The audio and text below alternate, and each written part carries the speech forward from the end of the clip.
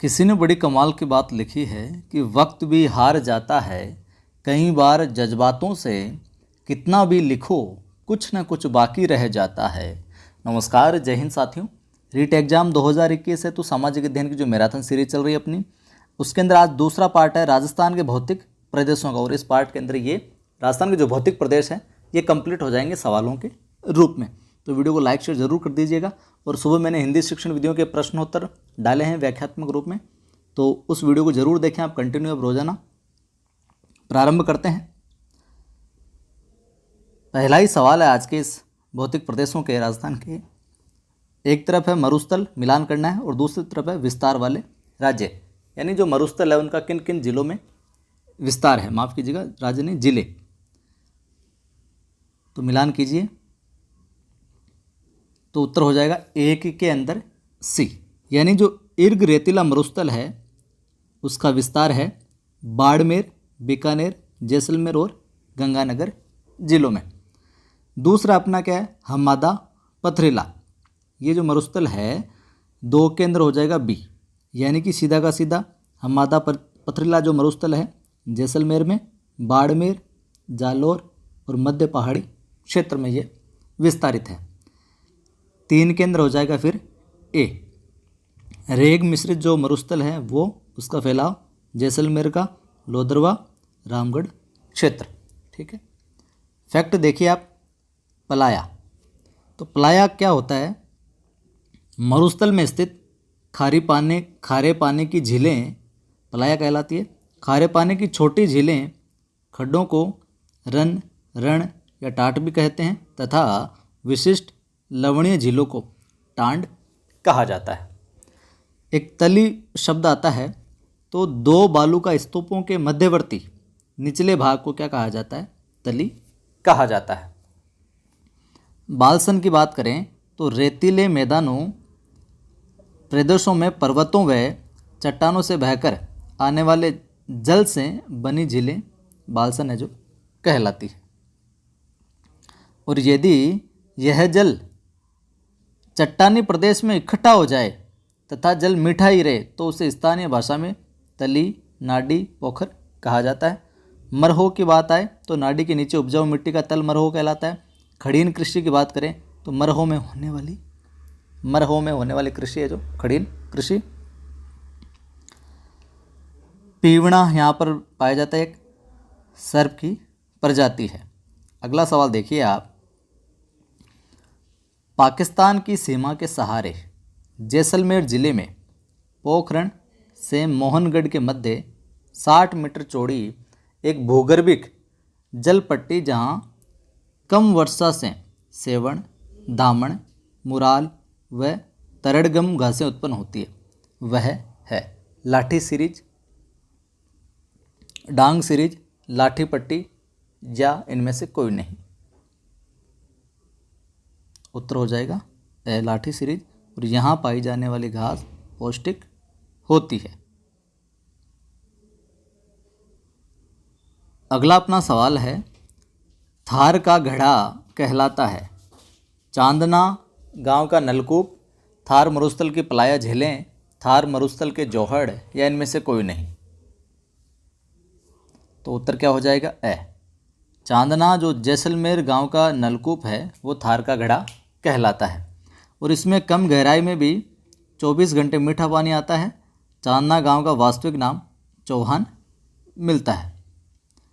आगे देखिए, राष्ट्रीय मरु उद्यान राजस्थान का क्षेत्रफल की दृष्टि से सबसे बड़ा वन्य जीव अभ्यारण्य जो जैसलमेर व बाड़मेर में फैला हुआ है। और यह जो उद्यान है नाम मात्र का राष्ट्रीय उद्यान है। वहीं इसी उद्यान में आकलवुड फॉसिल्स पार्क स्थित है। अगला सवाल देखिए, अगला सवाल है अपना, अरावली पर्वत श्रृंखला का शाब्दिक अर्थ है दो पहाड़ों का समूह, चोटियों की पंक्ति, पहाड़ों का क्रम या इनमें से कोई नहीं। क्या उत्तर हो जाएगा ब, चोटियों की पंक्ति। वहीं अरावली श्रृंखला सर्वाधिक जो धातु है यहाँ पर शीशा, जस्ता, तांबा, मध्यवर्ती अरावली पर्वतीय प्रदेश राजस्थान के जो कुल क्षेत्र है उसका 9% है, तथा यहाँ राज्य की कुल 10% जनसंख्या है जो रहती है। ये भी साथ में आप ध्यान में रखिएगा। अगला सवाल देखिए, अरब सागर को कहते हैं अरावली का पिता, अरावली की माँ, अरावली की बहन या फिर अरावली का भाई। तो क्या कहा जाता है अरब सागर को?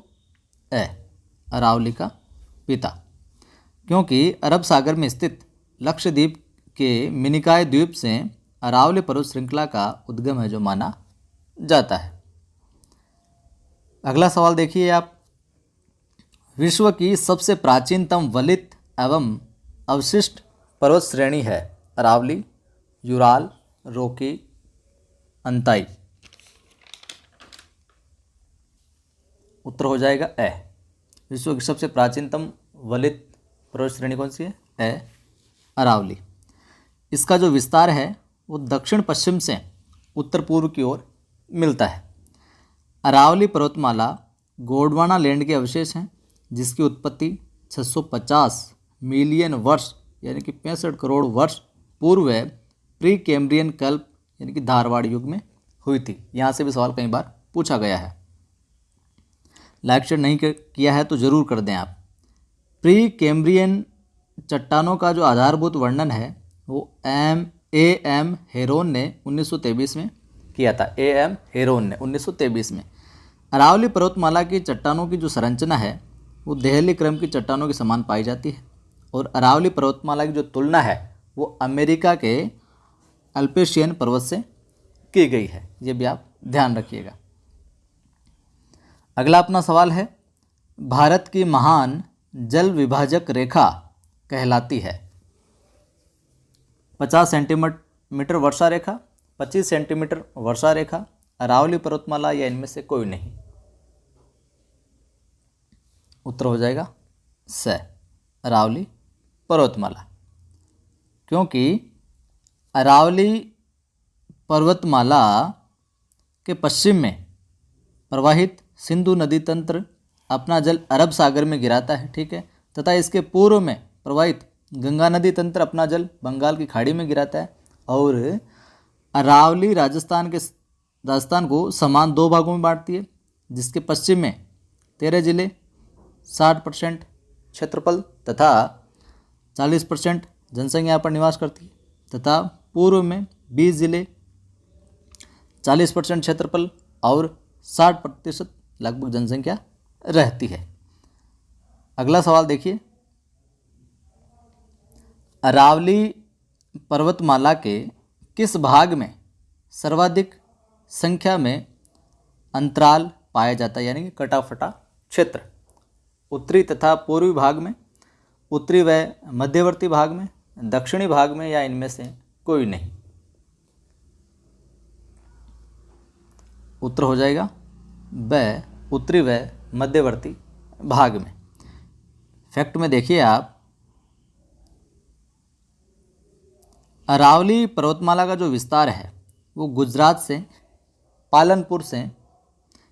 के पालनपुर से राजस्थान, हरियाणा व दिल्ली में स्थित रायसीन के पहाड़ियों तक 692 किलोमीटर फैला हुआ है यानी 692।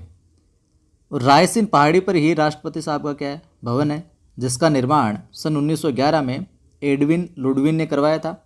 और इस राष्ट्रपति भवन का जो पुराना नाम है वाइसरेगल लॉज था।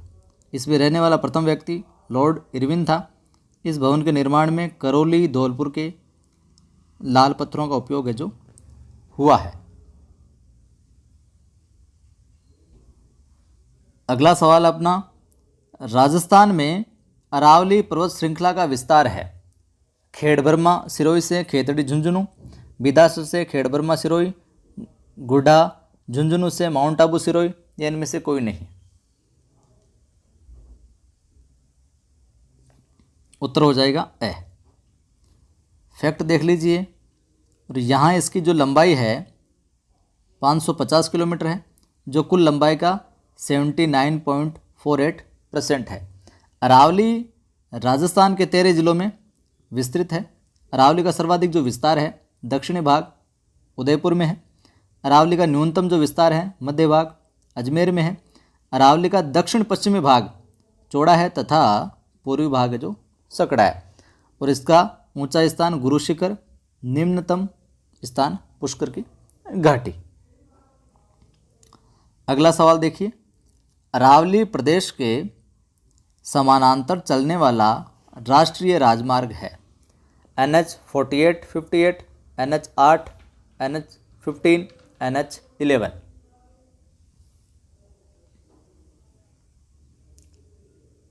उत्तर क्या हो जाएगा? ए। और फैक्ट में देख लीजिए, NH 48, 58 का जो पुराना नाम है वो NH 8 था। ये देश का पहला 6 लेन हाईवे है। अरावली पर्वतमाला की जो औसत ऊंचाई है 930 मीटर है और जहां वर्षा औसतन 50 से 75 सेंटीमीटर होती है। यहाँ की जलवायु की बात करें तो उप आर्द्र जलवायु है, ठीक है। और यहाँ की वनस्पति की बात करें तो पतझड़ वनस्पति है। अरावली पर्वतमाला सर्वाधिक नदियों का उद्गम क्षेत्र है यहाँ पर अपने राजस्थान में। अगला सवाल देखिए आप, राजस्थान के पश्चिमी भाग में वर्षा कम होने का कारण है। अरावली पर्वतमाला का विस्तार मानसून हवाओं के विपरीत होना, या अरावली पर्वतमाला का विस्तार मानसून हवाओं के समानांतर होना। केवल ए, ये इनमें से कोई नहीं। क्या उत्तर हो जाएगा? ब। अरावली पर्वतमाला का जो विस्तार है मानसून हवाओं के समानांतर होना, ठीक है। फैक्ट में देख लीजिए, अरावली पर्वतीय प्रदेश की प्रमुख जो झील है वो है नक्की झील माउंट आबू में, और ये राज्य की सबसे ऊंची झील है, ठीक है। अरावली पर्वतीय प्रदेश में राज्य की सबसे बड़ी कृत्रिम झील जयसमंद झील उदयपुर में। वहीं राजस्थानी भाषा में अरावली पर्वत श्रृंखला को अड़ाबट्टा कहते हैं, जिसका अर्थ है ए बीम लाइंग एक्रॉस होता है, ठीक है। मिलान करना है आपको, एक तरफ तो है स्थान या स्थिति और दूसरी तरफ है अरावली के उपनाम। तो देखिए,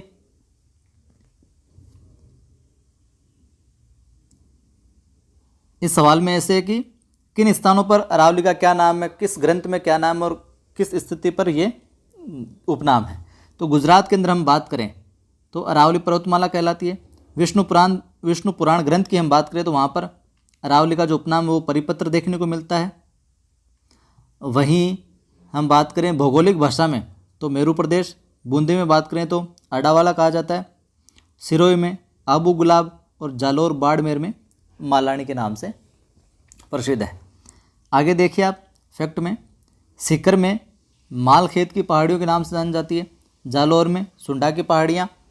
अरावली पर्वत को प्रादेशिक आधार पर 3 भागों में बांटा गया है, उत्तरी अरावली, मध्य अरावली और दक्षिणी अरावली।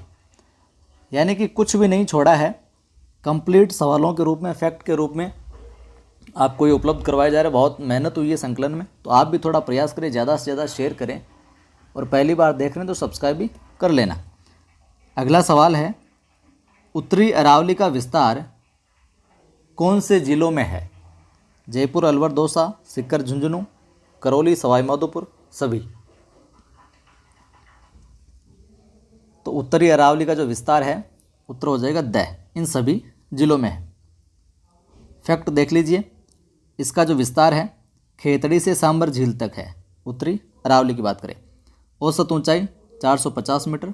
निर्माण की बात करें तो क्वार्टजाइट व फाइलाइट शैलों से। सर्वोच्च शिखर की बात करें तो रघुनाथगढ़ शिखर 1055 मीटर, उत्तरी अरावली की बात हो रही है ये। वहीं हम आगे बात करें, सीकर में रेवासा खारे पानी की झील है। झुंझुनू का जो प्रसिद्ध स्थल है जो लोहागर्जी बोलते हैं, लोहागढ़ भी अरावली से संबंधित है। तोरावटी प्रदेश की बात करें, अलवर की पहाड़ियाँ व खेतड़ी की पहाड़ियों का है मध्य भाग, ये भी पूछा जाता है। अगला है संक्रमणित क्षेत्र, रणथंभौर में अरावली व विंध्याचल पर्वत श्रेणियों के मिलने का स्थान। अगला सवाल देखिए, मध्य अरावली का सर्वोच्च शिखर है मध्य अरावली का? माउंट आबू, मोराम जी की पहाड़ियाँ, रघुनाथगढ़, इनमें से कोई नहीं। उत्तर हो जाएगा ब। फैक्ट देखिए आप, मोराम जी पहाड़ियाँ की ऊंचाई है 933.72 मीटर। मध्य अरावली का जो विस्तार है वो सांबर झील से टाटगढ़, अजमेर व नागौर मध्य। आगे देखिए, मध्य अरावली का जो केंद्रीय भाग है वो तारागढ़ 870 मीटर है। मध्य अरावली को मेरवाड़ा की पहाड़ियाँ भी कहते हैं। नागौर का मकराना व डेगाना भी मेरवाड़ा पहाड़ियों से संबंधित है। वहीं मध्य अरावली में स्थित पहाड़ियों की जो औसत ऊंचाई है 700 मीटर है। कितनी ऊंचाई है? 700 मीटर है। और मध्य अरावली की घाटियों की औसत ऊंचाई है 550 मीटर। वहीं हम बात करें कि मेरवाड़ा की जो पहाड़ियाँ हैं उनका जो निर्माण है ग्रेनाइट चट्टानों से हुआ है। किन चट्टानों से? ग्रेनाइट चट्टानों से। अगला अपना सवाल है, अजमेर में स्थित प्रमुख दर्रे हैं। कचवाली, पीपली, उदाबारी, सरूपा घाट, देवारी, सभी।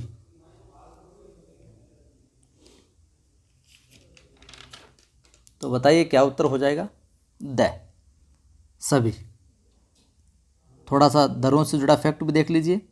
बरदर्रा ये पाली ज़िले में है, जो आगरा मार्ग को अहमदाबाद मार्ग से जोड़ता है। पखारिया दर्रा ये अजमेर के पूर्व में स्थित है, जो अजमेर को मसूदा से जोड़ता है। शिसूरा दर्रा ये अजमेर में है, अजमेर को मेवाड़ से जोड़ता है। आगे गोरमा घाट दर्रा या खामली घाट दर्रा ये राजसमंद में स्थित है। ये मारवाड़ जंक्शन पाली को आमेठ राजसमंद से जोड़ता है। अगला अपना सवाल है, अरावली पर्वतमाला का सबसे ऊंचा क्षेत्र है। उत्तर अरावली, मध्य अरावली, दक्षिण अरावली या इनमें से कोई नहीं। तो अरावली पर्वतमाला का सबसे ऊंचा क्षेत्र कौन सा है? उत्तर हो जाएगा स, दक्षिणी अरावली। ठीक है। फैक्ट में देख लिए, इसकी जो औसत ऊंचाई है वो 1000 मीटर है। विस्तार टाटगढ़ से सिरोही तक, पाली, सिरोही, राजसमंद, डूंगरपुर, बांसवाड़ा, भीलवाड़ा, चित्तौड़गढ़, प्रतापगढ़, उदयपुर। और डूंगरपुर को पहाड़ों की रानी भी कहा जाता है। अगला सवाल देखिए आप, दक्षिण अरावली से संबंधित किले, मंदिर या शहर हैं। आगूचा, भीलवाड़ा, रणकपुर जैन मंदिर, पाली, कुंभलगढ़, राजसमंद, माउंट आबू या सभी। तो उत्तर क्या हो जाएगा? द, ये सभी के सभी इसी से संबंधित है। और ये सभी दक्षिण अरावली क्षेत्र में आते हैं। किस क्षेत्र में आते हैं? दक्षिण अरावली क्षेत्र में। राज्य का जो सबसे ऊंचा बसा नगर है वो कौन सा है? माउंट आबू है, 1200 मीटर। दक्षिण अरावली में ही है ये सबसे ऊंचा बसा नगर। कहाँ पे? माउंट आबू, दक्षिण अरावली में ही है। ये भी आपको बात ध्यान में रखनी है कि माउंट आबू के बाद दूसरा ऊंचा नगर है प्रतापगढ़। आगे देखिए फैक्ट में, दक्षिण अरावली में स्थित अन्य क्षेत्र या स्थान की बात करें, उड़िया का पठार 1360 मीटर, राज्य का सबसे ऊंचा पठार है ये, सबसे ऊंचा पठार। गुरु शिखर चोटी की बात करें 1722 मीटर, संपूर्ण मध्य भारत का सबसे ऊंचा शिखर है। हिमालय व नीलगिरी पहाड़ियों के बीच स्थित सबसे ऊंची चोटी है। दक्षिणी अरावली की सबसे ऊंची चोटी की बात करें, यही है गुरु शिखर। नक्की झील दक्षिण अरावली का अरावली क्षेत्र में ही है, नक्की झील। अगला अपना सवाल है, मिलान करना है। एक तरफ पठार व पहाड़ियाँ हैं और दूसरी तरफ उनका विस्तार है। तो बता देता हूँ मैं आपको, सभी यहाँ पर सुमेलित है पहले से। भोराट का जो पठार है, कई बार पूछा गया यहाँ सवाल। भोराट का जो पठार है वो कुंभलगढ़ से गोकुंदा तक है। ठीक है, कुंभलगढ़ से गोकुंदा तक विस्तारित है भोराट का पठार। लसाड़िया पठार सवाल कई बार पूछा गया, जयसमंद झील के पूर्वी किनारों का पठार है। ठीक है। देशहरो पठार की हम बात करें तो ये जरगा से रागा के मध्य है। रागा उदयपुर, जरगा से रागा के मध्य है। भाकर की बात करें तो सिरोही में अरावली की नुकीली पहाड़ियाँ हैं जो भाकर है। मेवल की बात करें, बांसवाड़ा व डूंगरपुर के मध्य का भूभाग। ठीक है। कुछ और फैक्ट हैं जो भी कई बार पूछे जाते हैं। दक्षिण अरावली पर्वतमाला में पाए जाने वाले प्रमुख दर्रे, दक्षिण अरावली पर्वतमाला में पाए जाने वाले प्रमुख दर्रे, हाथीगुड़ा की नाड़, केवड़ा की नाड़, फुलवारी की नाड़, सोमेश्वर की नाड़, देसूरी की नाड़। जो हाथीगुड़ा की नाड़ है ये राजसमंद में है, ठीक है। केवाड़ की नाड़ या हाथी नाड़ उदयपुर में, फुलवारी की नाड़ उदयपुर में वन्य जीव अभयारण्य हेतु प्रसिद्ध है। सोमेश्वर की नाड़ यह विकट तंग एक दर्रा है, और देसूरी की नाड़ यह है जो पाली में है। अगला सवाल देखिए, बूंदी से संबंधित दर्रे हैं, किससे संबंधित? बूंदी से। रामगढ़ दर्रा, लाखेरी दर्रा, खटगढ़ दर्रा, जेतवास दर्रा या सभी? उत्तर हो जाएगा अपना क्या? द। झीलवाड़ा की नाड़, पगलिया की नाड़, यह जो दर्रा है मेवाड़ के दक्षिण भाग में है, और यह दर्रा मेवाड़ को गुजरात से जोड़ता है। आगे देखिए, अगला अपना सवाल है, जयपुर में स्थित खोह चोटी की ऊंचाई है 920 मीटर, 1055 मीटर, 1431 मीटर या फिर 1380 मीटर? बताइए। तो क्या उत्तर हो जाएगा? 920 मीटर है जयपुर में जो स्थित खोह चोटी है उसकी ऊंचाई। राजस्थान की जो और प्रमुख चोटियां हैं उनको देख लेते हैं। कई बार चोटियों की ऊंचाई से जुड़ा हुआ क्रम है, पूछा गया और पूछा जाता है। गुरु शिखर जो चोटी है 1722 मिलेगी आपको विकल्प में, या फिर 1727 मिलेगी, ठीक है। गुरु शिखर के बाद में शेरगढ़ सिरोही में 1597 मीटर, दिलवाड़ा सिरोही में 1442 मीटर, जरगा 1431, अचलगढ़ 1380, रघुनाथगढ़ सीकर में है ये 1055, और ये अपने सायरा जो है 930 मीटर, ठीक है। अगला सवाल देखिए, गुरु शिखर की वास्तविक ऊंचाई कितनी है? बताइए।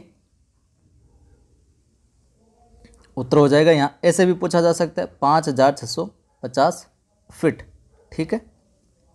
और वास्तविक ऊंचाई 5650 फीट जो है 1722 मीटर है, परंतु चोटी पर 5 मीटर ऊंचा दत्तात्रेय ऋषि का जो मंदिर है इसके कारण ऊंचाई कितनी हो जाती है? ये 1727 मीटर। और गुरु शिखर को इंसेलबर्ग या बेतालिक भी कहते हैं। अगला सवाल देखिए, उदयनाथ पर्वत अलवर में है, ठीक है, ये भी देख लीजिए आप। और धौलिया डूंगर कहाँ है? नागौर में, उदयपुर में, सिरोही में या फिर सीकर में? क्या उत्तर हो जाएगा? ब, उदयपुर में। नीचे वाली पहाड़ियाँ, ये चोटियाँ भी देख लीजिए। जयराज पहाड़ी सिरोही में, हरवा चोटी उदयपुर में, संबारिया चोटी सिरोही में, दुसानिया उदयपुर में, कमलनाथ सीकर में, बाकी की मगरा उदयपुर, अवार चोटी उदयपुर, अधवड़ा पर्वत झुंझुनू, भोजगढ़ झुंझुनू, या आप बिलाली पहाड़ी जयपुर, ये देख लीजिए। आगे देखिए, राजस्थान का सर्वाधिक विकसित प्रदेश है। पूर्व का नदियों से निर्मित मैदानी प्रदेश, मध्य अरावली पर्वतीय प्रदेश, दक्षिण पूर्व का पठारी प्रदेश, या इनमें से कोई नहीं? उत्तर हो जाएगा ए, ठीक है। फैक्ट में देख लीजिए आप, यह जो मैदान है नदियों द्वारा बिछाई गई जलोढ़ मृदा से निर्मित है, और यह क्षेत्र राज्य के 23% भाग पर फैला हुआ है, तथा राज्य की 39% आबादी यहाँ पर रहती है। ये सर्वाधिक जनघनत्व वाला है, या सर्वाधिक जनघनत्व यहाँ पर पाया जाता है।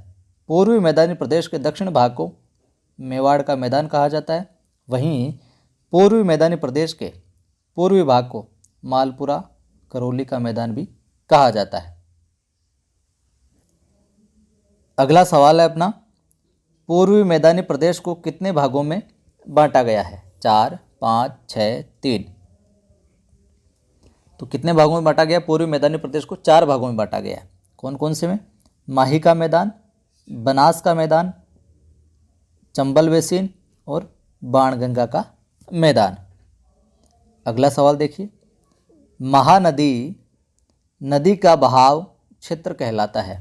बांठड़, कांठड़, रानठड़ या नाठड़? उत्तर हो जाएगा ब, कांठड़। इसलिए महानदी को काठड़ की गंगा भी कहा जाता है और 56 का जो मैदान है बांसवाड़ा व प्रतापगढ़ के मध्य है। ठीक है। अगला सवाल देखिए आप, अपवाह की दृष्टि से सबसे बड़ी नदी है? माही, बनास, चंबल या बाणगंगा?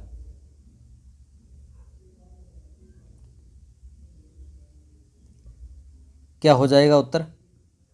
ब, बनास। अपवाह की दृष्टि से सबसे बड़ी नदी बनास। फैक्ट देखिए, बनास नदी की जो लंबाई है 512 किलोमीटर मिलती है। उपनाम की बात करें वन की आशा, उद्गम की बात करें खमनोर की पहाड़ियाँ, मिलान करती है ये चंबल नदी से रामेश्वर गांव सवाई माधोपुर में। बांध की बात करें इस पर, तो बांध जो है बनास नदी पर बीसलपुर टोंक में, जयपुर अजमेर का पानी, जयपुर अजमेर को पानी सप्लाई होती है। बहाव क्षेत्र की बात करें राजसमंद, चित्तौड़, भीलवाड़ा, अजमेर, टोंक, सवाई माधोपुर, ये बनास का है जो बहाव क्षेत्र है। अगला सवाल देखिए, राजस्थान की सबसे लंबी नदी है? राजस्थान की सबसे लंबी नदी माही, बनास, चंबल या फिर बाणगंगा? इस सवाल का उत्तर है जो आप कमेंट करके बताना कि राजस्थान की सबसे बड़ी सबसे लंबी नदी कौन सी है। मैं बता देता हूँ उपनाम इसका राजस्थान की कामधेनु। बहाव क्षेत्र अब पता चल गया होगा आपको, बहाव क्षेत्र चित्तौड़, कोटा, सवाई माधोपुर, करौली, धौलपुर और ये क्षेत्र डांग क्षेत्र भी कहलाता है। अगला सवाल है, बाणगंगा का बहाव क्षेत्र है? जयपुर, दौसा, भरतपुर, सभी?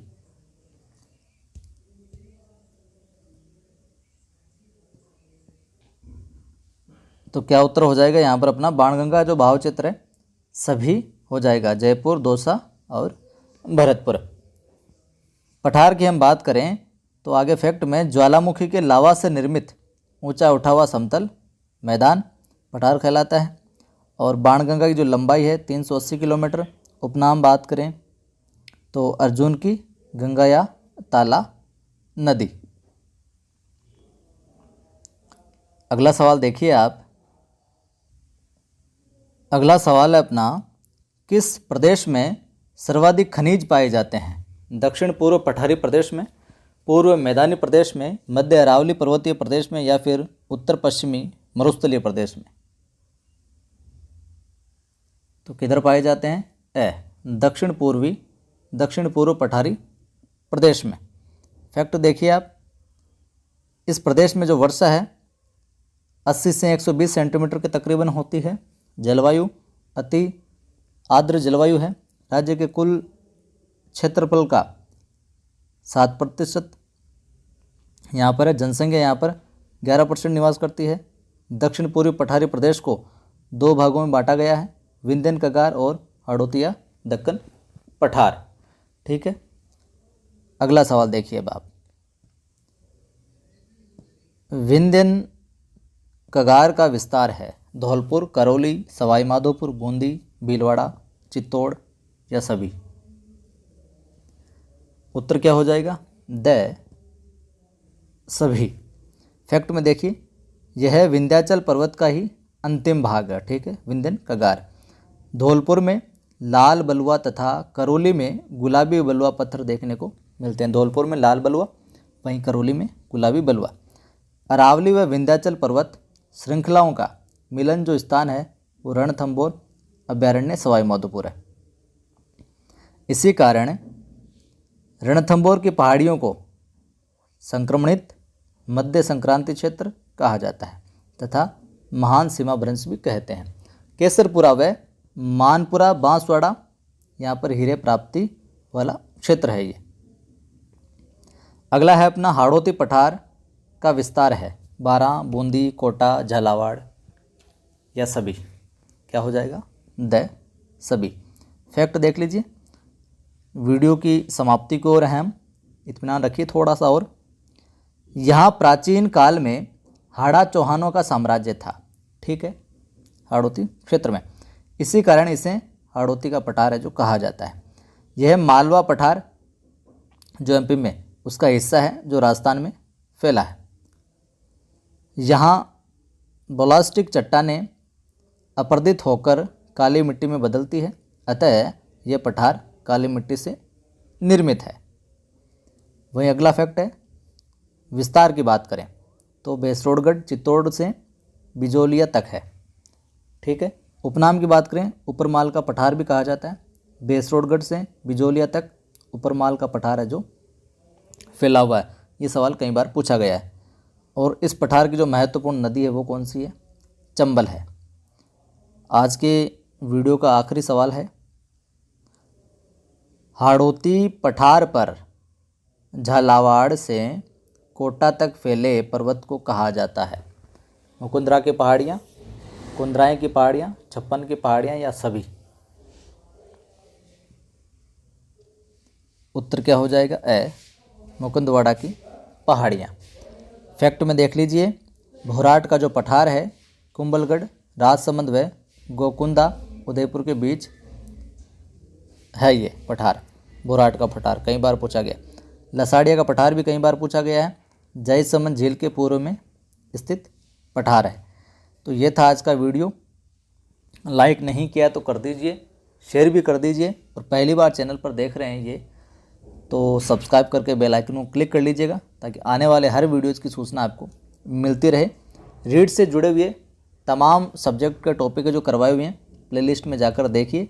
इंग्लिश, मनोविज्ञान, हिंदी और साइकोलॉजी और ये अपने एसएसटी सारी चीज़ें आपको मिल जाएगी। फिर मिलते हैं।